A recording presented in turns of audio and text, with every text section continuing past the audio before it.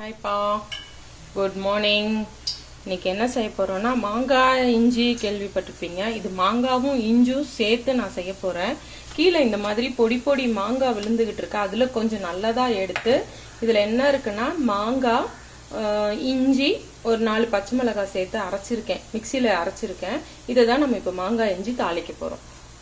கொஞ்சமா கடுகு சேர்த்துக்கலாம், கொஞ்சமா வெந்தயம் சேர்த்துக்கலாம், கருவேப்பிலை சேர்த்துக்கலாம்.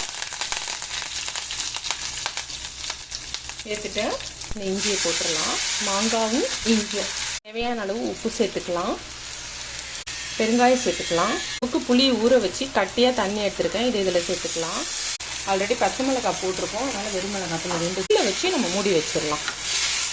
சக்கரை ரொம்ப வேணாம். இஞ்சி மாங்காய் சூப்பராக ரெடி ஆயிடுச்சு. இப்போ இதை எடுத்து நம்ம ஸ்டோர் பண்ணி வச்சிடலாம்.